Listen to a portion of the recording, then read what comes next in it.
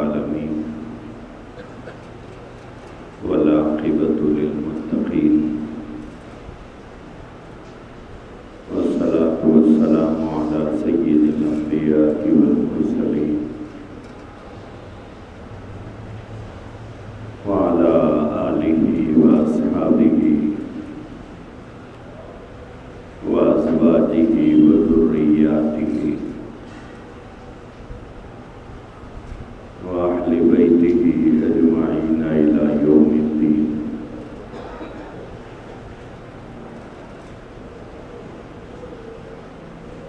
قال النبي صلى الله عليه وسلم: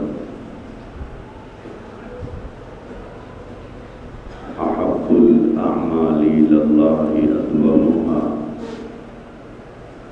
وإن قل، أو كما قال عليه الصلاة والسلام.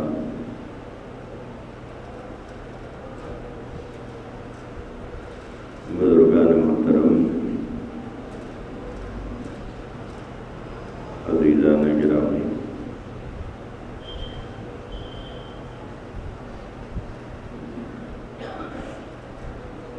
اللہ تبارک و تعالی نے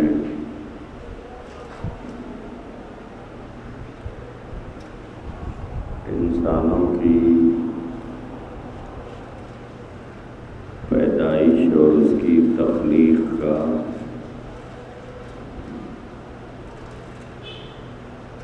جو مقصد بیان کیا ہے وہ یہ بیان کیا ہے: لِيَبْلُوَكُمْ أَيُّكُمْ أَحْسَنُ عَمَلًا.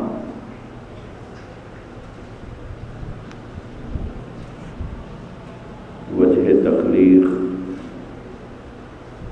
پیدائش کا مقصد، اللہ تبارک و تعالیٰ یہ فرماتے ہیں کہ ہم دیکھنا چاہتے ہیں کہ تم میں سے کون احسن عملہ، اچھا عمل کرے گا. انسان کی پیدائش کا پورا مقصد اللہ تبارک و تعالیٰ نے اس ایک جملے کے اندر بیان کر دیا: لِيَبْلُوَكُمْ أَيُّكُمْ أَحْسَنُ عَمَلًا، کہ ہم آزما کر دیکھنا چاہتے ہیں کہ تم میں سے کون آدمی اچھا عمل کرے گا اور کون آدمی اپنے رب کی مرضی کے مطابق زندگی گزارے گا. اللہ تبارک و تعالیٰ نے قرآن کریم میں فرمایا کہ جو آدمی اچھا عمل کرے گا اسے اچھا صلہ ملے گا، اور جو آدمی برا عمل کرے گا تو اس کو اس کی برائی کا بدلہ پانا ہوگا. عام دستور بھی ہے کہ جو آدمی محنت کرتا ہے تو محنت کے بعد اسے اس کی محنت کا صلہ ملتا ہے، پھل ملتا ہے، اور جو آدمی محنت نہیں کرتا تو یقینی بات ہے کہ اس کے ہاتھ میں کوئی چیز نہیں آیا کرتی ہے. تو جو آدمی اللہ کی مرضی کے مطابق زندگی گزارتا ہے تو اللہ تبارک و تعالیٰ اسے انعامات سے نوازیں گے، اور جو آدمی اللہ کی مرضی کے خلاف زندگی گزارتا ہے تو نتیجتاً آخرت کے اعتبار سے وہ آدمی ناکام قرار دیا جائے گا، ناکام ہو جائے گا. جیسے دنیا کے اندر ایک پڑھا لکھا اور بے پڑھا آدمی دونوں ایک جیسے نہیں ہوا کرتے ہیں۔ خود قرآن کریم میں اللہ تبارک و تعالیٰ نے فرمایا هل يستوي الذين يعلمون والذين لا يعلمون، کیا جاننے والا اور نہ جاننے والا دونوں برابر ہو سکتے ہیں؟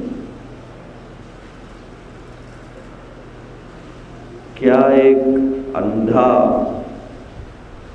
اور ایک بینا آدمی، ایک آنکھ والا ہے ایک بنا آنکھ والا ہے، کیا یہ دونوں شخص برابر ہو سکتے ہیں؟ تو جیسے بینا اور نابینا برابر نہیں ہو سکتے، پڑھا لکھا اور بے پڑھا آدمی برابر نہیں ہو سکتا، اسی طرح سے اللہ کے بتائے ہوئے راستے پر چلنے والا، اللہ کی رضا کے راستے پر چلنے والا، نبی کے بتائے ہوئے طریقے پر زندگی گزارنے والا، اور اللہ کے منع کیے ہوئے راستے پر چلنے والا، اور نبی کے منع کیے ہوئے کام کرنے والا، کیا یہ دونوں افراد برابر ہو سکتے ہیں کہ ایک فرمانبردار ہے ایک نافرمان ہے، ایک اللہ کی ماننے والا ہے ایک اللہ کی نہ ماننے والا ہے، ایک نبی کی پیروی کرنے والا ہے ایک نبی کی پیروی نہ کرنے والا ہے، ایک اللہ کے کتاب قرآن مجید کی بات کو ماننے والا ہے اور دوسرا اللہ کے قرآن کے حکموں کو توڑنے والا ہے۔ سوال یہ ہے کہ کیا یہ دونوں برابر ہو سکتے ہیں؟ جب دونوں برابر نہیں ہو سکتے ہیں تو دونوں کے ٹھکانے بھی ایک جیسے نہیں ہو سکتے، دونوں کے ٹھکانے بھی الگ الگ ہوں گے۔ جو اللہ کی مانتا ہے اس کا ٹھکانہ الگ ہوگا، جو اللہ کی نہیں مانتا ہے اس کا ٹھکانہ الگ ہوگا۔ جیسے دنیا کے اندر محنت کرنے والے کی زندگی کا حال کچھ الگ ہوتا ہے، اور محنت نہ کر کے آوارہ گردی کرنے والے کا حال کچھ اور ہوتا ہے، کام کرنے والے کا حال کچھ اور ہوتا ہے اور کام نہ کرنے والے کا حال کچھ اور ہوتا ہے۔ پڑھا لکھا آدمی کسی اور حال میں رہتا ہے تو ان پڑھ آدمی کسی اور حال میں جیتا ہے، ٹھکانے دونوں کے الگ الگ ہوتے ہیں۔ بالکل اسی طرح سے جو آدمی اچھے عمل کرتا ہے تو اچھے عمل کرنے والے کا ٹھکانہ کچھ اور ہوگا، اور جو آدمی اچھا عمل نہیں کرتا برا عمل کرتا ہے تو برے کا ٹھکانہ کچھ اور ہوگا۔ اسی لیے حضرت پیران پیر رحمۃ اللہ علیہ کے ملفوظات کے اندر یہ بات موجود ہے کہ حضرت پیران پیر رحمۃ اللہ علیہ نے فرمایا کہ لوگ زندگی بروں جیسی گزارتے ہیں، زندگی بروں جیسی گزارتے ہیں، زندگی نافرمانوں جیسی گزارتے ہیں، اور آخرت میں مرتبے نیکوں جیسے چاہتے ہیں کہ زندگی تو بروں کے راستے پر تھی، زندگی تو بروں کے طریقے پر تھی، زندگی تو اللہ کے نافرمانوں کے راستے پر تھی، لیکن درجات آخرت میں، بولے درجات آخرت میں نیکوں جیسے چاہتے ہیں۔ تو حضرت پیران پیر رحمۃ اللہ علیہ نے فرمایا بے وقوف کس دھوکے میں پڑا ہوا ہے؟ یہ فرمایا کہ کیا نادانی ہے یہ کہ زندگی تو بروں جیسی گزارے اور درجات نیکوں جیسے چاہے۔ فرمایا کہ تم کس دھوکے کے اندر پڑے ہوئے ہو کہ آدمی جیسی زندگی گزارتا ہے ویسا مرتبہ پاتا ہے، کہ زندگی تو بروں جیسی گزار کر آخرت میں درجات آدمی اگر نیکوں جیسے چاہتا ہے تو یہ کیسے ممکنات میں سے ہے کہ ایک نمازی آدمی کو آخرت میں جو درجہ ملے گا کیا وہ درجہ ایک بے نمازی کو ملے گا؟ ایک آدمی حلال اور حرام کی تمیز کر کے کمایا کرتا تھا اور ایک آدمی حلال اور حرام کا کوئی لحاظ نہیں کر کے کماتا تھا، جبکہ صرف حلال کمانے والے کا مسئلہ یہ تھا کہ اس کے لیے روزی روٹی کا پیٹ بھرنے کا مسئلہ خود مشکل تھا، اور حرام کمانے والا تو آرام اور راحت کی زندگی دنیا میں گزار رہا تھا۔ تو کیا ان دونوں کے درجات آخرت میں ایک جیسے ہوں گے کہ وہ اللہ کی رضا کے لیے، اللہ کی خوشنودی کے لیے وہ حلال کما رہا تھا، حرام ملنے کے کئی راستے اسے مل رہے تھے لیکن اس نے اسے چھوڑ دیا اللہ کی رضا کے لیے؟ اب سوال یہ ہے کہ حلال کمانے والا اور حرام کمانے والا کیا ان دونوں کے درجات آخرت میں ایک جیسے ہوں گے؟ ان دونوں کے درجات ایک جیسے تو نہیں ہو سکتے۔ ہر چیز کے اندر ہمیں غور کر کے دیکھنے کی ضرورت ہے کہ ایک آدمی وہ ہے جو اللہ کے بتائے ہوئے راستے پر چل رہا ہے، بھلے اس میں اس کو چاہے کتنی ہی تکلیف ہو رہی ہو۔ اللہ کے نبی علیہ السلام نے ارشاد فرمایا تھا کہ ایک دور اس دنیا میں ایسا آئے گا اور حالات اتنے بدلیں گے اور دنیا کا مزاج اتنا تبدیل ہو جائے گا کہ اس دور کے اندر دین بیزاری ہوگی، اللہ بیزاری ہوگی، دین بیزاری ہوگی، نبی سے بیزارگی ہوگی، اسلام کے احکام سے بیزارگی ہوگی، دین کے طریقوں سے بیزارگی ہوگی۔ اللہ کے نبی نے ارشاد فرمایا حال اتنا مشکل ترین ہوگا کہ اگر اس دور میں کوئی آدمی دین پر اور سنت پر عمل کرنا چاہے تو وہ اس کے لیے اتنا مشکل محسوس ہوگا جتنا کہ ہاتھ میں آگ کا انگارہ لے کر چلنا مشکل ہوتا ہے۔ کہ آگ کا انگارہ لے کر ہاتھ میں چلنا جیسے ایک آدمی کے لیے مشکل کام ہوتا ہے، اللہ کے نبی نے فرمایا ایک دور اس دنیا میں آئے گا کہ ایک آدمی کو دین پر چلنا اتنا مشکل نظر آئے گا۔ ایسے مشکل حالات میں اور ایسے مشکل ترین دور میں جبکہ ہر طرف دین بیزاری ہو،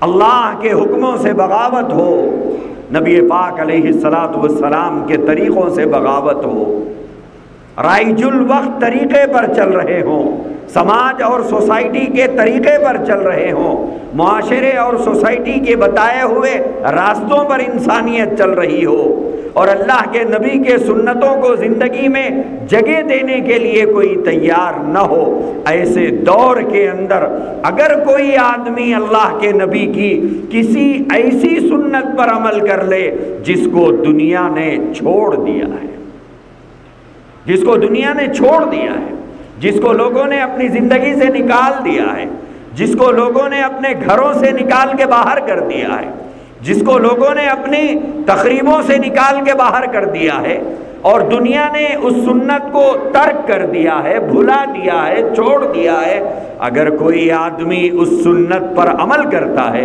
تو اللہ کے نبی علیہ السلام نے ارشاد فرمایا کہ اس کو اللہ تبارک و تعالی 100 شہیدوں کا ثواب عطا فرمائے گا۔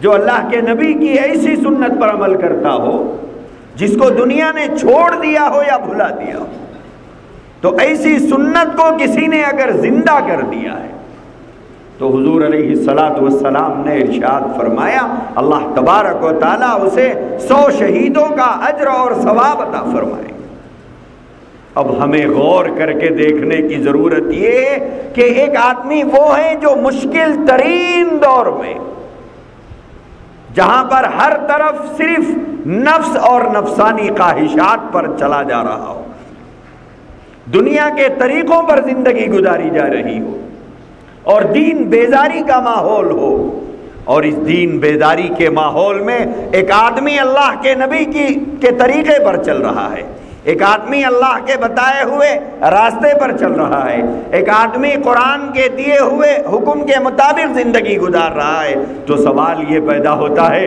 کہ ایک دوسرا آدمی وہ ہے جو نہ اللہ کی بات مانتا ہے، نہ نبی کی بات مانتا ہے، نہ قرآن کے حکم کو مانتا ہے، نہ نبی کی سنت کی پرواہ کرتا ہے، نہ قرآن کے ارشاد کا لحاظ رکھتا ہے۔ سوال یہ ہے کہ کیا ان دونوں کا مرتبہ آخرت میں ایک جیسا ہوگا؟ یقینی بات ہے کہ دونوں کا مرتبہ آخرت میں ایک جیسا نہیں ہو سکتا، دونوں کے مراتب بالکل الگ الگ ہوں گے، دونوں کا مقام الگ الگ ہوگا۔ اسی لیے اللہ تبارک و تعالیٰ نے ہمیں بتایا ہے کہ وہ راستہ جو انسان کو جنت کی جانب لے جاتا ہے، وہ راستہ بھی بتا دیا کہ یہ راستہ ہے، اس راستے پر اگر چلو گے تو یہ جنت کا راستہ ہے، اور ایک غلط راستہ بتایا کہ یہ غلط راستہ ہے، اس راستے پر مت چلو۔ کیوں؟ اس راستے پر تم چلو گے تو تمہیں روکا نہیں جائے گا، تمہیں پکڑ کر گھسیٹا نہیں جائے گا۔ اللہ تبارک و تعالیٰ کا اصول ہے، کیونکہ دنیا دار الامتحان ہے، اللہ تبارک و تعالیٰ نے انسانوں کو اس دنیا میں امتحاناً بھیجا ہے کہ تم کو ہم نے امتحان کے لیے بھیجا ہے، اور تمہیں بتا دیا ہے کہ صحیح کیا ہے، غلط کیا ہے، نیکی کا راستہ کون سا ہے، برائی کا راستہ کون سا ہے، کیا چیز حلال ہے، کیا چیز حرام ہے، کیا چیز جائز ہے، کیا چیز ناجائز ہے، کیا کھانا ہے، کیا نہیں کھانا ہے، کیا پینا ہے، کیا نہیں پینا ہے، کیا دیکھنا ہے، کیا نہیں دیکھنا ہے، کیا سننا ہے، کیا نہیں سننا ہے۔ ساری چیزوں کو تفصیل کے ساتھ بتا کر جس راستے پر جانا ہے اس راستے کو بتا دیا کہ اس راستے پر اگر چلو گے تو یہ تمہیں مجھ تک پہنچائے گا اور جنت تک پہنچائے گا، اور دوسرا راستہ بتا کر فرمایا کہ اس راستے پر اگر چلو گے تو یہ راستہ تمہیں مجھ سے دور کرے گا اور تمہیں جہنم کے راستے پر لے جائے گا، اور خدا کی ناراضگی کا تمہیں سامنا کرنا پڑے گا۔ اب اس کے باوجود اگر کوئی آدمی یہ چاہتا ہے کہ صاحب میں تو اسی راستے پر چلوں گا، اللہ کی طرف سے فرشتے اسے نہیں روکیں گے، اس کی پکڑ نہیں کی جائے گی، بلکہ اللہ تبارک و تعالیٰ نے قرآن کریم کے اندر یہ فرمایا کہ ہم اسے ڈھیل دے کر چھوڑ کر دیکھتے رہیں گے،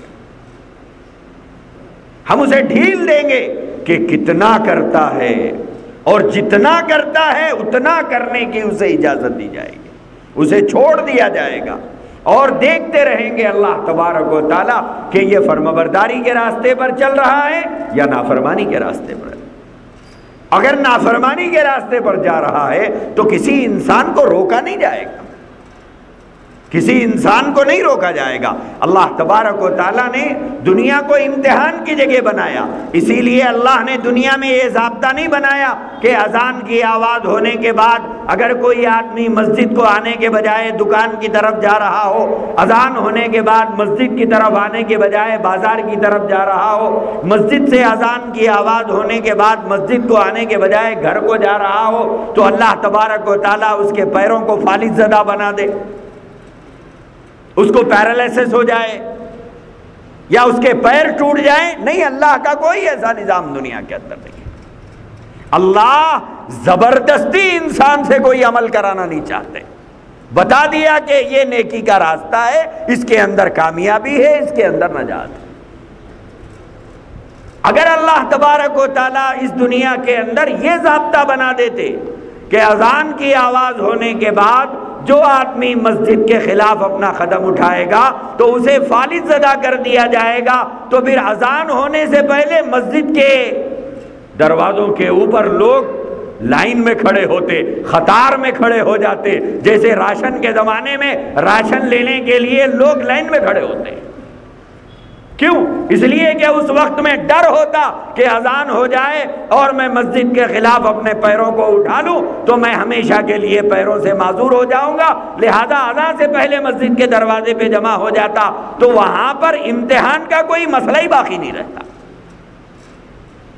امتحان کا کوئی مسئلہ باقی نہیں رہتا، اور اللہ فرما رہے ہیں کہ لِيَبْلُوَكُمْ أَيُّكُمْ أَحْسَنُ عَمَلًا، کہ ہم تو یہ دیکھنا چاہتے ہیں کہ کون ہماری رضا کے لیے نیکی کے راستے پر چلتا ہے، کون ہماری رضا کے لیے ہمارے بتائے ہوئے طریقے پر چلتا ہے، کون ہماری رضا کے لیے ہمارے بتائے ہوئے اصولوں کو فالو کرتا ہے، کون ہماری رضا کے لیے ہمارے نبی کے راستے پر چلتا ہے۔ زبردستی اللہ نے فرمایا لا اکراہ فی الدین، اللہ نے فرمایا دین میں جبر نہیں ہے، زبردستی نہیں ہے۔ کسی کو زبردستی نماز نہیں پڑھایا جائے گا، کسی کو زبردستی روزے نہیں رکھوائے جائیں گے، کسی کو زبردستی زکوٰۃ دینے پر مجبور نہیں کیا جائے گا، کسی کو زبردستی صدقہ دینے پر مجبور نہیں کیا جائے گا، کسی کو نیکی کرنے پر زبردستی نہیں کی جائے گی۔ لا اکراہ فی الدین، دین میں زبردستی نہیں ہے۔ اللہ تبارک و تعالیٰ نے اسی لیے ہر انسان کو اس دنیا میں ڈھیل دے رکھا ہے، ڈھیل دے کر چھوڑ دیا اور بتا دیا اگر یہ راستے پر جاؤ گے ناکام ہو جاؤ گے، یہ راستے پر چلو گے کامیاب ہو جاؤ گے، یہ کامیابی کا راستہ ہے، یہ ناکامی کا راستہ ہے۔ اگر کامیابی کے راستے پر چلتا ہے تو کامیاب ہوگا، اگر ناکامی کے راستے پر چلتا ہے تو ناکام ہوگا۔ تو میرے عزیز بھائیوں اور بزرگوں، اللہ تبارک و تعالیٰ نے دنیا کے اندر یہ ضابطہ بنایا ہے، جبر دنیا کے اندر نہیں ہے۔ کسی کو زبردستی نماز نہیں پڑھوایا جائے گا، زبردستی روزے نہیں رکھوائے جائیں گے، زبردستی تلاوت کرنے پہ مجبور نہیں کیا جائے گا، زبردستی عبادت کرنے پہ مجبور نہیں کیا جائے گا۔ لا اکراہ فی الدین، دین کے اندر جبر نہیں ہے، زبردستی نہیں ہے۔ اللہ تبارک و تعالیٰ نے دونوں راستے ہمارے سامنے رکھے ہیں، چاہے اس راستے پر چلو چاہے اس راستے پر چلو، کامیابی کا راستہ یہ ہے، ناکامی کا راستہ یہ ہے۔ اب ہمیں اس بات پر غور کرنے کی ضرورت ہے کہ ہم کس راستے پر چل رہے ہیں، اور جس راستے پر بھی چل رہے ہیں سوال یہ ہے کہ وہ راستہ ہمیں جنت کی طرف لے جا رہا ہے یا وہ راستہ ہمیں دوزخ کی طرف لے جا رہا ہے۔ اللہ کی اطاعت کے راستے پر ہم چل رہے ہیں یا اللہ کی نافرمانی کے راستے پر ہم چل رہے ہیں، اور جس راستے پر بھی ہم چل رہے ہیں سوال یہ پیدا ہوتا ہے کہ یہ راستہ ہمیں رب کی رضا کی طرف لے جائے گا، یہ راستہ یا پھر ہمیں شیطان کے ٹھکانوں کی طرف لے جائے گا۔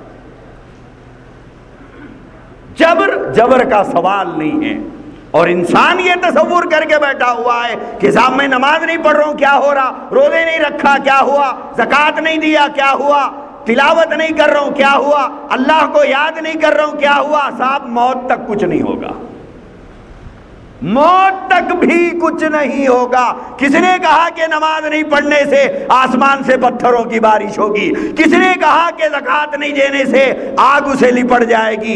کس نے کہا کہ صدقہ نہیں دینے سے اس کا مال برباد ہو جائے گا؟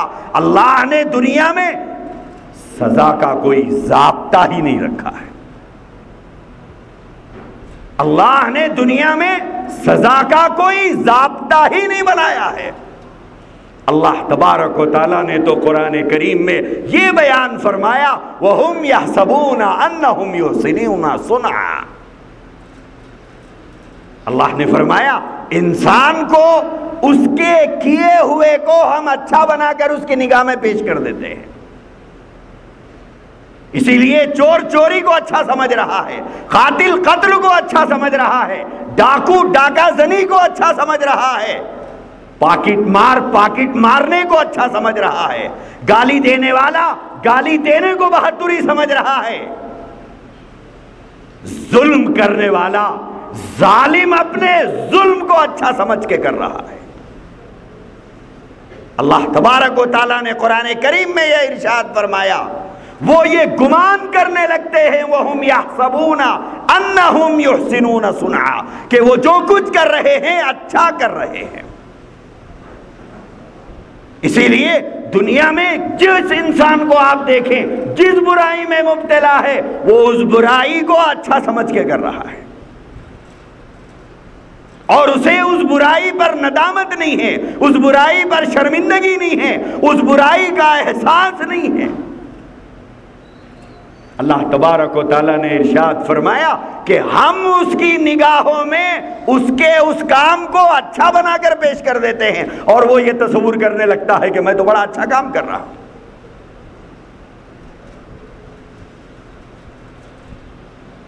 اسی لیے انسان موت تک اسے اچھا سمجھتا رہتا ہے۔ رہا پکڑ، اللہ نے فرمایا پکڑ کی جگہ دنیا نہیں ہے، دنیا تو امتحان کی جگہ ہے، یہاں پکڑ نہیں کی جائے گی، یہاں سزا، یہاں کوئی سزا نہیں دی جائے گی۔ دنیا سزا کی جگہ نہیں ہے، دنیا سزا کی جگہ نہیں ہے، سزا اور جزا کی جگہ آخرت ہے، دنیا سزا اور جزا کی جگہ نہیں ہے۔ اسی لیے اللہ تبارک و تعالیٰ نے فرمایا کہ یہاں کوئی پکڑ ہونے والی نہیں ہے، لہٰذا یہاں پر صرف امتحان ہوگا کہ تم کس راستے پر جا رہے ہو، صرف یہ دیکھا جائے گا، یہ نوٹ کیا جائے گا، صرف یہ دیکھا جائے گا، نوٹ کیا جائے گا کہ تم کس راستے پر چل رہے ہو۔ سزا اور جزا کی جگہ، بولے سزا اور جزا کی جگہ آخرت، یہاں سزا نہیں ہے، آخرت میں عمل نہیں ہے، وہاں عمل نہیں ہوگا، وہاں صرف بدلہ ہوگا۔ یہاں پر اللہ تبارک و تعالیٰ نے مہلت دی ہے، اور یہ فرمایا کہ ہم صرف تمہیں دیکھنا چاہتے ہیں، لیبلوکم ایکم احسن عملا۔ پوری تخلیق انسانی کا راز 2 جملوں میں اللہ نے بیان کر دیا، اور یہ بیان فرمایا کہ ہم دیکھنا چاہتے ہیں، ہم تمہارا امتحان لینا چاہتے ہیں، ایکم احسن عملا، کہ تم میں کون اچھا عمل کرتا ہے، ہم صرف یہ دیکھنا چاہتے ہیں۔ لہذا وقتی طور پر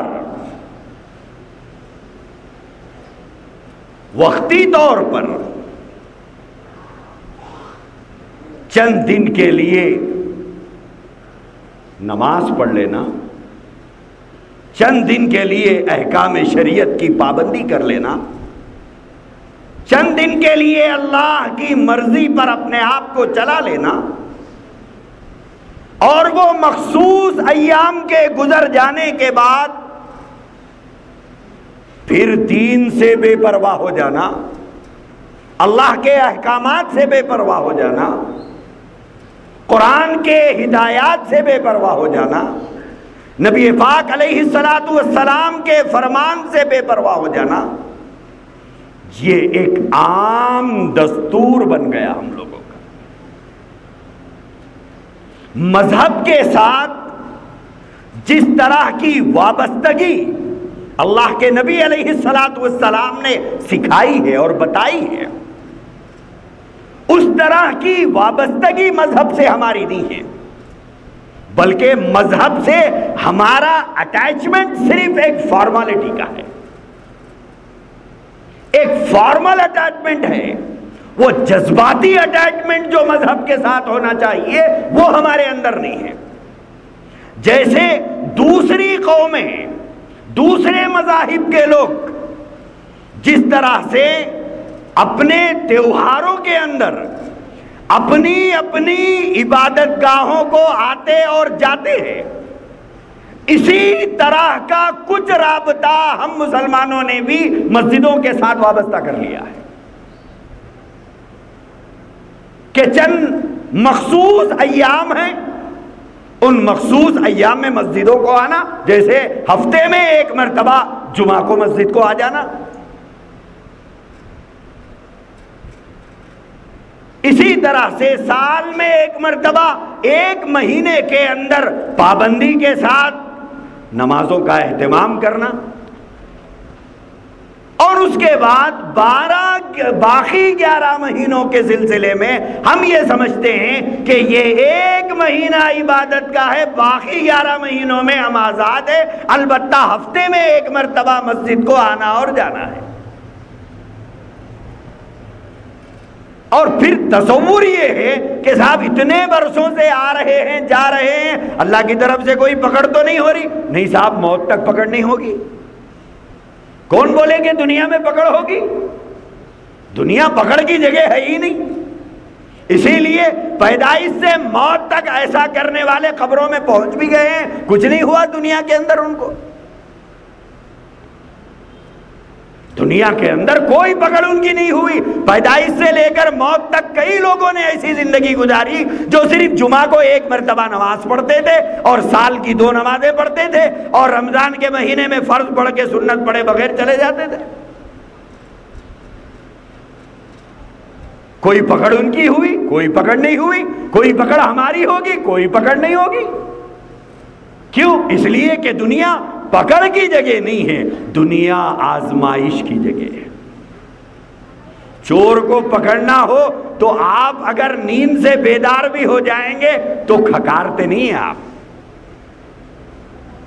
اگر چوہے کا شکار کرنا ہو تو آپ کمرے کے اندر بون میں بوٹی لٹکا کر آپ پنجرا چھوڑ کے باہر نکل جاتے ہیں، لاٹھی لے کے آپ وہاں بیٹھتے نہیں ہیں، کیونکہ آپ کو اس کا شکار کرنا ہے۔ میرے عزیز بھائیوں اور بزرگوں، دنیا امتحان کی جگہ ہے، دنیا امتحان کی جگہ ہے۔ یہاں اللہ کی طرف سے یہاں کوئی پکڑ کسی کی نہیں ہونے والی ہے، لیکن اللہ نے فرمایا جب رب کی پکڑ کا وقت آئے گا ان بطش ربک لشدید، فرمایا جب پکڑ کا وقت آئے گا تو فرمایا کہ بہت سخت پکڑ ہوگی، سخت پکڑ ہوگی، اور تمہارے رب کی پکڑ بہت سخت ہے۔ میرے عزیز بھائیوں اور بزرگوں، عام طور پر یہ دیکھنے میں آتا ہے کہ 3 قسم کے مسلمان ہوتے ہیں اور 3 قسم کے دیندار ہوتے ہیں۔ دیندار بھی 3 قسم کے ہوتے ہیں۔ ایک دیندار وہ ہوتا ہے جو ماحول کا دیندار ہوتا ہے۔ جب ماحول ہوتا ہے تو وہ ماحول میں وہ دیندار بن جاتا ہے، جیسے رمضان المبارک کے مہینے کے اندر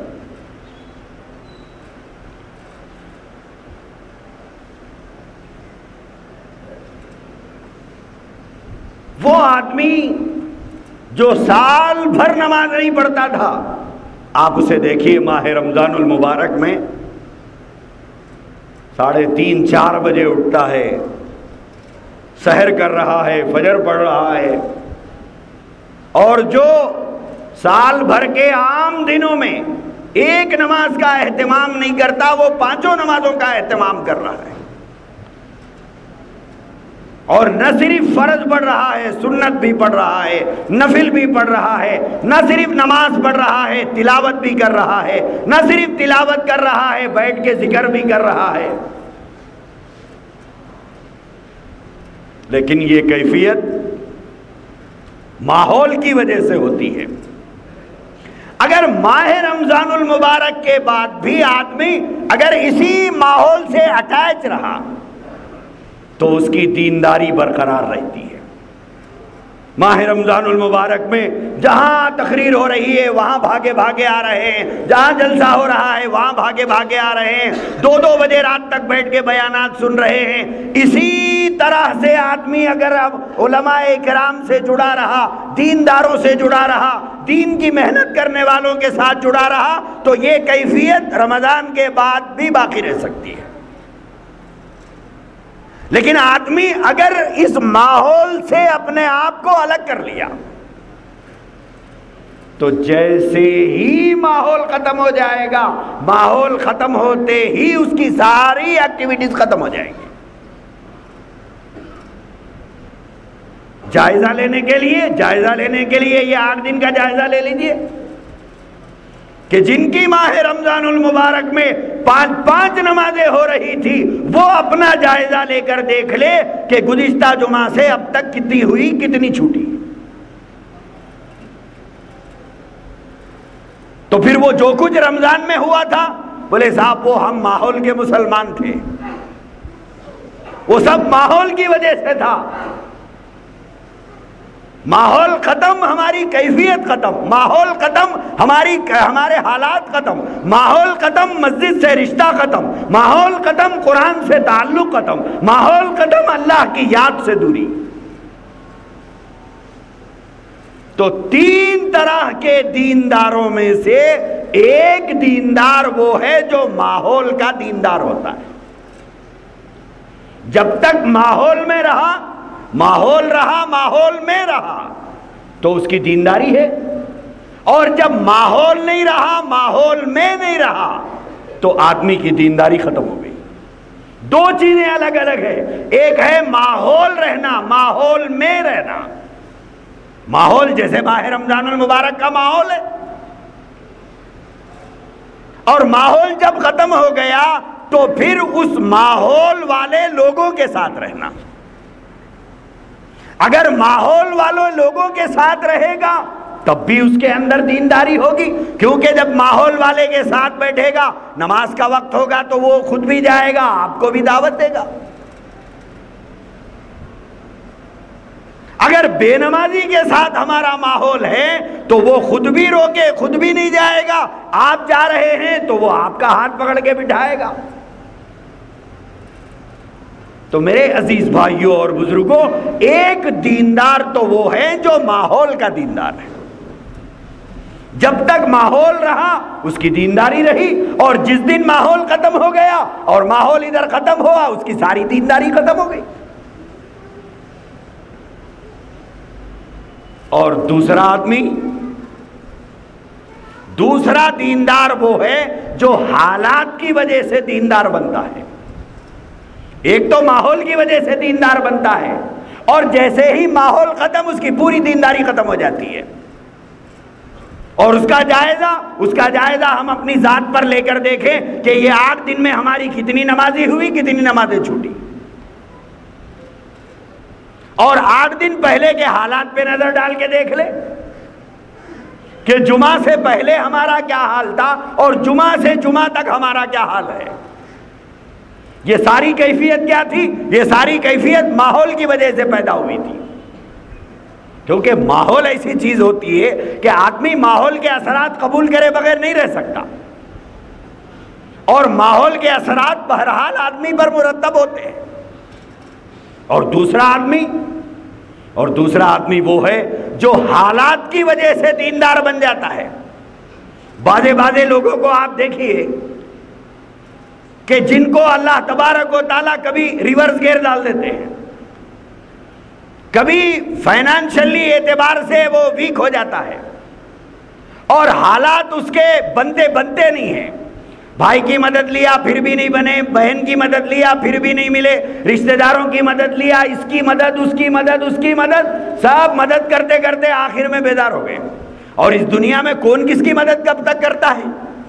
ایک مرتبہ اگر کوئی ہاتھ بڑھا کے مدد کر دیا تو دوسری مرتبہ اگر اس کے پاس جائیں تو وہ اتنی خوش دلی سے نہیں ملتا جتنا پہلی مرتبہ ملا تھا. کیوں؟ اس لیے کہ پہلی مرتبہ وہ دیا ہوا ہوتا ہے تو سوچتا ہے کہ بھائی صاحب پھر آئے ہیں، کیا بات ہے، کیا جو کچھ میں دیا تھا وہ ختم ہو گیا، کیا پھر سوال کرنے آئے ہیں. اس طرح سے ملاقات میں وہ جذباتی کیفیت باقی نہیں رہتی، وہ جذباتی کیفیت باقی نہیں رہتی. لہذا آدمی کو جب ریورس گیئر پڑ جاتا ہے، اس کے حالات خراب ہو جاتے ہیں، معاشی اعتبار سے وہ ویک ہو جاتا ہے، اکنامکلی وہ جب کمزور ہو جاتا ہے، اور جب وہ مدد کے لیے کبھی اس کی مدد کبھی اس کی مدد کبھی اس کی مدد، 1 مرتبہ 2 مرتبہ مدد کے بعد اپنے پرائے ہو جاتے ہیں، پرائے تو اور پرائے ہو جاتے ہیں. وہ دوست جو کل تک ہمیں بار بار یاد کرتے تھے، کیوں؟ اس لیے کہ چائے پینا دل بول رہا تھا تو پلانے والے ہم تھے، دعوت کھانا دل بول رہا تھا تو کھلانے والے ہم تھے. اسے کہیں جانا تھا تو وہ ہماری گاڑی پہ چلتا تھا۔ اب کیا ہوا صاحب؟ بولے حالات خراب ہو گئے، اب آپ دوست کے انتظار میں ہی نہیں رہتے، بلکہ اگر دوست آتا ہوا نظر آتا ہے تو آپ آہستہ سے گلی بدل لیتے۔ بولے بھائی صاحب انہوں آ رہے ہیں، پتہ نہیں کیا سوال اٹھائیں گے، کیا مانگیں گے، لہذا آپ گلی بدل لیتے ہیں، راستہ بدل لیتے ہیں۔ بولے صاحب پھر وہ بچپن کے دوست لنگوٹی یار وہ سب کیا ہوا؟ بولے صاحب وہ سب شہد کی مکھیاں تھی، شہد ختم ہو گیا، مکھیاں اڑ گئی، کچھ نہیں ہے۔ تو ایسا آدمی جسے حالات گھیر لیتے ہیں اور جو مصائب اور مسائل میں گھر جاتا ہے، پریشانیوں میں گھر جاتا ہے اور معاشی اعتبار سے در در کی ٹھوکریں کھاتے پھرتا ہے، کبھی یہاں گیا، کبھی وہاں گیا، کبھی وہاں گیا، کبھی یہاں گیا، اور کسی کی مدد کے بعد بھی اس کے حالات سنبھلے نہیں ہیں، حالات بنے نہیں ہیں، اور آہستہ آہستہ لوگوں نے اپنا ہاتھ کھینچنا شروع کر لیا، اور جس کے بعد جا رہا جواب سواری میں آ رہا، جس کے بعد جواب جا رہا جواب نہ میں مل رہا ہے، تو اب آدمی سوچے گا کہ بھائی میرے سمے تو بولے انہیں تو 1 مرتبہ مجھے پیسے دیا تھا، میں تو 10 مرتبہ اس کو دیا تھا۔ لیکن جب دنیا ہاتھ کھینچ لیتی ہے اور اپنوں کی نگاہیں پرائی ہو جاتی ہیں اور اپنے پرائے ہو جاتے ہیں اور پرائے بیگانے ہو جاتے ہیں، تو اس وقت میں آدمی کو جب کہیں سے کچھ بنتا ہوا نظر نہیں آتا، کچھ ملتا ہوا نظر نہیں آتا، اپنا کام سدھرتا ہوا نظر نہیں آتا، تو جب دنیا سے انسان مایوس ہو جاتا ہے اور انسانوں سے انسان جب مایوس ہو جاتا ہے تو اس وقت میں آہستہ مسجد کا راستہ پکڑتا ہے آدمی۔ پہلے خود سے جو کچھ ہو سکتا ہے وہ پوری ٹرائی کر لیتا ہے، اور جب کہیں سے کچھ ہوتا ہوا نظر نہیں آتا تو اس وقت میں یہ کہتا ہے میرا تو بس اللہ ہے، میرا تو بس اللہ ہے۔ ارے صاحب خاندان ہے، بھائیاں ہیں، بولے ماں ہے، بولے سسرال والے ہیں، بولے نہیں سب مر گئے میرے حق میں، کوئی نہیں ہے میرے کو، بس میرا تو خالی اللہ ہے۔ یہی بات پہلے بول دیا تو ہو گیا تھا نا۔ اگر یہی بات پہلے بول دیتا تو کتنا اچھا ہوتا، سب طرف سے پٹ کے، سب طرف سے لٹ کے، اب آ کے کہہ رہا ہے کہ بس میرا تو اللہ ہے۔ لیکن اللہ کا نظام یہ ہے کہ اتنا پٹ کے لٹ کے آنے والے کو بھی اللہ دھتکار نہیں دیتے ہیں۔ تو یہ حالات کا مارا دیندار بن جاتا ہے، یہ مصیبتوں کا مارا نمازی بن جاتا ہے، یہ پریشانیوں کا مارا قرآن پڑھنے والا بن جاتا ہے، یہ مصائب کا شکار ذکر کرنے والا بن جاتا ہے، یہ حالات کا شکار دعا کرنے والا بن جاتا ہے۔ اور صاحب مسجد سے اتنا چپکے گا، اتنا چپکے گا، مؤذن بیزار ہے، بولے سب سے پہلے آتا ہے، سب سے آخر میں جاتا ہے۔ کیا ہے صاحب؟ بولے فرض ہو گئی تو سنت پڑھ رہا، سنت ہو گئی تو نفل پڑھ رہا، نفل ہو گئی تو قرآن پڑھ رہا، قرآن ہو گئی تو دعا میں مصروف ہے۔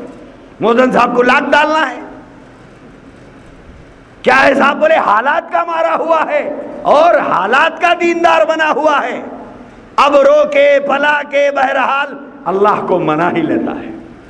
اور اللہ کی ذات عالی بھی انسان کا سب کچھ برداشت کر لیتی ہے، اللہ کی ذات اس کے آنسو نہیں برداشت کرتی ہے۔ اللہ کو انسان کے آنسو نہیں برداشت ہوتے، اللہ تبارک و تعالی اس کے آنسوؤں پر، اس کے گڑ گڑانے پر، اس کے رونے پر اس کے حالات بنانا شروع کرتے ہیں۔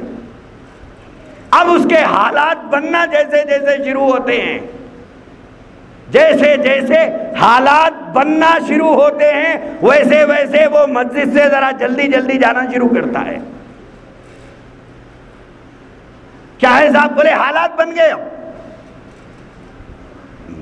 دعا چھوڑ دیا، تلاوت کر رہا ہے، تھوڑے دن کے بعد تلاوت چھوٹ گئی، اس کے بعد صاحب اس کے بعد نفل چھوٹ گئی، اس کے بعد سنت چھوٹ گئی، اس کے بعد کیا ہوا؟ اس کے بعد فرض چھوٹ گئی، اس کے بعد مسجد چھوٹ گئی۔ اب لوگ پریشان، بولے کونے میں بیٹھ کے ایک صاحب بولے اتنی نمازیں پڑھتے تھے، دکھ رہے نہیں انہوں۔ اب کبھی ملاقات ہوئی تو آپ پوچھے کیا بات ہے بھائی نظر نہیں آ رہے؟ بولے صاحب نہیں تھوڑا بیزی ہو گیا میں، اب تھوڑا بیزی ہو گیا۔ جیسے ہی اللہ تبارک و تعالیٰ نے حالات بنا دیے، حالات بناتے ہی اس کی دینداری ختم ہو جاتی ہے۔ اسی طرح بیمار کو دیکھیے، جب شدید بیمار ہو اور تکلیف ہو اور اسے زندگی کے آثار موہوم نظر آ رہے ہو اور اسے سمجھ میں آ رہا ہو پتہ نہیں بچتا نہیں بچتا، زندگی وفا کرے گی نہیں کرے گی، جب ان خدشات کا جب وہ شکار ہو جاتا ہے تو ہر کروٹ پہ اللہ اللہ اللہ اللہ بولے گا، ایک ایک کروٹ پہ اللہ کا نام لے گا۔ اگر بات کرنے کی طاقت نہیں ہے تو آنے والوں کو ہاتھ اٹھا اٹھا کر بتائے گا کہ صاحب اللہ سے دعا کرو۔ ارے کل تک تو مال کی بولی بولتا تھا، کل تک تو پیسے کی بولی بولتا تھا، کل تک تو غرور کی باتیں کرتا تھا، کل تک تو طاقت اور ثروت اور حکمرانی کی بات کرتا تھا، لیکن جب قدرت کی خدائی کے سامنے گھٹنے ٹک جاتے ہیں تو اب ہاتھ آسمان کی طرف اٹھتے ہیں اور اللہ کے بندوں سے بار بار گزارش کر رہا ہے کہ میرے لیے دعا کرو، میرے لیے دعا کرو۔ اور خود کا حال یہ ہے، کروٹ کروٹ پہ اللہ اللہ بول رہا ہے۔ یہ کب ہوگا؟ یہ جب ہوگا جب آئی سی یو میں ہوگا۔ اب جب آئی سی یو سے حالات کچھ بن گئے اور اللہ تبارک و تعالیٰ صحت دے دیے جنرل وارڈ میں منتقل کرے تو اب اتنا اللہ اللہ نہیں بولتا اب میں خطرے سے باہر ہو گیا۔ کیا ہے صاحب اب خطرے سے باہر ہو گیا، جو بیماری لے کے آیا تھا اس سے تو مجھے شفا ہو گئی، کچھ آرام ہو گیا، بولے اب اس بیماری سے تو میں نہیں مرنے والا، اب تھوڑا تھوڑا کم ہوگا، اب 2-4 دن کے بعد دواخانے سے ڈسچارج ہو گیا، اب گھر کو لا کے دہلان میں ڈال دیے بڑے حضرت کو، اب بار بار پچ پچ پچ پچ کی آوازیں نکال رہی، بچہ بول رہا کیا بات ہے ابا؟ بولے ٹائم پاس نہیں ہو رہا میاں، بیدارگی آ رہی۔ اللہ اللہ کرو نا، کتنا کریں گے؟ کر رہا ہوں مگر کتنا کریں گے؟ اب بار بار بیدارگی کا اظہار ہو رہا ہے، جو کروٹ کروٹ پر اللہ کو یاد کر رہا تھا اب اسے بیدارگی آ رہی ہے۔ اب وہ اپنے بیٹے سے کہہ رہا ہے کہ بیٹا، بولے لیٹے لیٹے بہت بیدارگی آ جا رہی میں، نہ دن گزر رہا نہ رات گزر رہی، وہ ذرا کھول دیکھ لیتے تو بھی بیٹھ جاتا ہوں میں۔ اب بڑے حضرت جو کل تک اللہ اللہ کر رہے تھے اب ٹانگ پہ ٹانگ ڈال کے لیٹ کے بیٹھ کے فلم دیکھ رہے ہیں۔ اب نہ کسی سے دعا کی گزارش کی ضرورت ہے نہ اللہ اللہ بولنے کی ضرورت ہے۔ اللہ تبارک و تعالیٰ نے ایسے احسان فراموشوں کے بارے میں قرآن کریم کے اندر ارشاد فرمایا وَإِذَا أَنْعَمْنَا عَلَى الْإِنسَانِ أَعْرَضَ وَنَأَىٰ بِجَانِبِهِ وَإِذَا مَسَّهُ الشَّرُّ كَانَ يَئُوسًا۔ اللہ نے فرمایا کہ انسان بھی کیا ناشکرا ہے۔ وَإِذَا أَنْعَمْنَا عَلَى الْإِنسَانِ، جب ہم انسان کے اوپر انعام کرتے ہیں، احسان کرتے ہیں، اپنا فضل نازل کرتے ہیں، اپنی رحمت سے اس کی جھولیاں بھرتے ہیں، دعا کے لیے ہاتھ اٹھا کر تڑپنے کے بعد ہم اس کی پکار کو سن کر اسے کچھ دے دیتے ہیں۔ وَإِذَا أَنْعَمْنَا عَلَى الْإِنسَانِ أَعْرَضَ، انسان کا ناشکرے پن کا حال یہ ہے دینے والے سے ہی منہ پھیر لیتا ہے۔ اللہ فرماتے ہیں مجھے سے منہ پھیر لیتا ہے، مجھے سے منہ موڑ لیتا ہے، مجھے سے رخ بدل دیتا ہے، میرے گھر سے تعلق توڑ لیتا ہے، مجھے سے رشتہ ختم کر لیتا ہے۔ میرے عزیز بھائیوں، دوسرا آدمی جو دیندار ہوتا ہے وہ حالات کا دیندار ہوتا ہے۔ جیسے ہی حالات ختم ہو گئے، ایگزامز کے زمانے میں دیکھیے کیسے بھاگے بھاگے مسجدوں کو آتے رہتے ہیں، بھاگے بھاگے مسجدوں کو آ رہے ہیں، کیا ہے؟ اللہ میاں کو پھسلانا ہے۔ اللہ نہیں جانتے یہ نماز کتنے دن کی ہے، اللہ نہیں جانتے یہ ذکر کتنے دن کا ہے، اللہ نہیں جانتے کہ یہ دعا کتنے دن کی ہے۔ اللہ کو سب معلوم ہے، پھر بھی بندے کو دے دیتے ہیں، پھر بھی بندے کو عنایت کر دیتے ہیں۔ میرے عزیز بھائیوں اور بزرگوں، اللہ تبارک و تعالی انسان کے ہر حال کو جاننے کے باوجود اسے عطا کر دیتے ہیں، اور دنیا دین مل جانے میں کوئی فضیلت یا کمال نہیں ہے۔ دنیا تو ان کو بھی ملتی ہے جو اللہ کی شان میں گالیاں بکتا ہے، جو دنیا تو اسے بھی ملتی ہے جو اللہ کے احکام کو توڑتا ہے اور اللہ کی شان میں گستاخیاں اور بدتمیزیاں کرتا ہے، دنیا تو اسے بھی ملتی ہے۔ دنیا ملنا کمال نہیں ہے۔ تو دوسرا جو دیندار ہے وہ حالات کا دیندار ہوتا ہے۔ جیسے ہی حالات بن گئے اس کی دینداری آہستہ آہستہ آہستہ رخصت ہوتی۔ ایگزام کے زمانے میں بھاگ بھاگ کے آگے جو نمازاں پڑھنے والے آخری ایگزام کے دن بولتے ہیں ابا گنگا نہا لیا رے بھائی، ختم ہو گیا پورا، آج سے پڑھنا بھی ختم، آج سے نمازیں بھی ختم۔ یہی حال بیماروں کا ہے۔ صحت ہونے تک اللہ اللہ کر لیا، صحت ہو گئی اس کے بعد میں اللہ اللہ چھوڑ دیا۔ معاشی حالات سے پریشان بے روزگار کے اللہ نے حالات بنا دیے، حالات بناتے ہی مسجد چھوٹ گئی، نوکری ملتے ہی مسجد چھوٹ گئی، ویزا لگتے ہی مسجد چھوٹ گئی، سب چھوٹ گیا۔ یہ دوسری قسم ہے دینداروں کی، ایک ماحول کا دیندار، دوسرا حالات کا دیندار۔ یہ دونوں دینداروں کا بھی اللہ کے پاس کوئی اعتبار نہیں ہے، یہ دونوں دینداروں کا بھی اللہ کے پاس کوئی اعتبار نہیں ہے۔ تیسرا دیندار احب الاعمال الی اللہ ادومها وان قل۔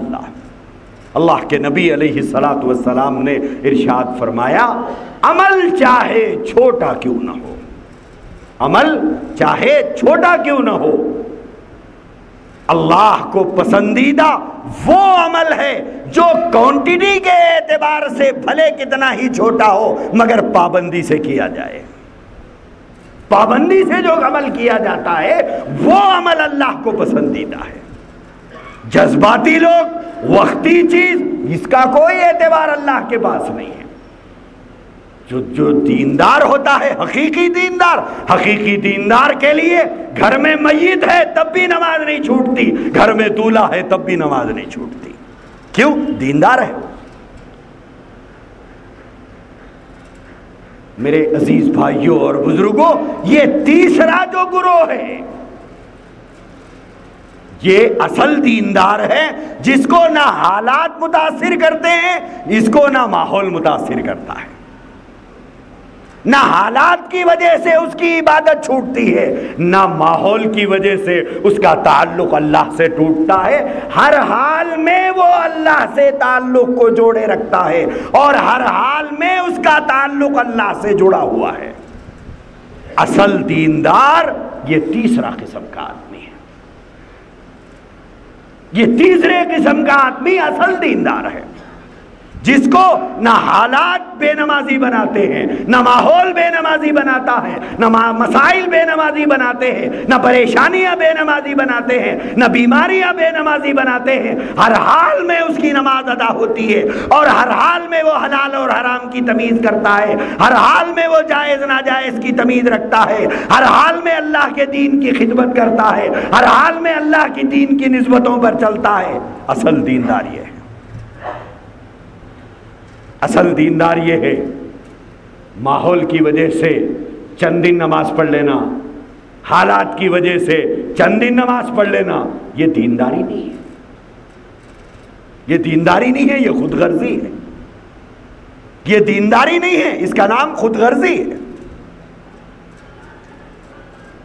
میرے عزیز بھائیوں اور بزرگوں، اللہ کو جو چیز پسند ہے، اللہ کے نبی نے فرمایا چھوٹا عمل کرو، چھوٹا کرو لیکن پابندی سے کرو، دوام ہو، استمرار ہو، اس کے اوپر ہمیشگی ہو۔ وقتی طور پر بہت سے لوگوں کو آپ نے رمضان میں دیکھا ہوگا، رمضان کی داڑیاں چھوڑ کے تھے، اور عید کے دن صبح میں سب کے چہرے ماشاءاللہ صاف ہو گئے۔ کیا ہے صاحب؟ بولے وہ رمضانی داڑیاں تھے، ادھر رمضان ہو گیا، ادھر داڑیاں ختم ہو گئی، تو کیا رمضان میں داڑھی رکھنے پہ وہ ثواب مل گیا آپ کو؟ اللہ کو معلوم ہی تھا 1 مہینے کی داڑھی ہے یہ۔ میرے عزیز بھائیوں اور بزرگوں، یہ صرف اپنے سیٹسفیکشن کے لیے ہے یہ، لیکن کیا شریعت کا حکم ہے؟ شریعت کا حکم نہیں ہے یہ وہ وہی ہے، وَهُمْ يَحْسَبُونَ أَنَّهُمْ يُحْسِنُونَ صُنْعًا، ہم یہ سمجھ رہے ہیں کہ ہم بہت اچھا کام کر رہے ہیں، یہ ہمارا گمان ہے، لیکن حقیقت سے اس کا کوئی تعلق نہیں ہے۔ لہذا رمضان المبارک کے بعد بھی میرے عزیز بھائیوں اور بزرگوں، یہ چند روزہ زندگی جس کے بارے میں کوئی بات ہم کو سمجھانے کی ضرورت نہیں، ہم سب جانتے ہیں کہ چند روزہ زندگی ہے، اور اس زندگی کا چراغ کسی بھی وقت کبھی بھی گل ہو سکتا ہے، کبھی بھی بجھ سکتا ہے، اور اللہ کے پاس جانے کے بعد انسان کو اپنی زندگی کے کیے ہوئے کا جواب دینا پڑے گا۔ لہٰذا رمضان کے ان مصروف ترین اوقات میں، مصروف ترین ایام میں بڑے بڑے کاروباریوں کے لیے بھی نماز پڑھنا کوئی مشکل نہیں تھا، برابر نماز پڑھ رہے تھے۔ تو اس کا مطلب یہ ہے کہ کاروبار آڑ نہیں ہے، اصل طبیعت اندر سے بگڑی ہوئی ہے۔ اگر کاروبار آڑ ہوتے نماز میں تو سب سے زیادہ رمضان میں آڑ بننا تھا، کیوں؟ اس لیے کہ گراہک سب سے زیادہ رمضان میں ہوتا ہے دکانوں میں۔ تو اس کا مطلب یہ ہے کہ دکان آڑ نہیں تھی، طبیعت میں فساد ہے اندر، بہانہ دکان کا، بہانہ ملازمت کا، بہانہ ہر چیز کا۔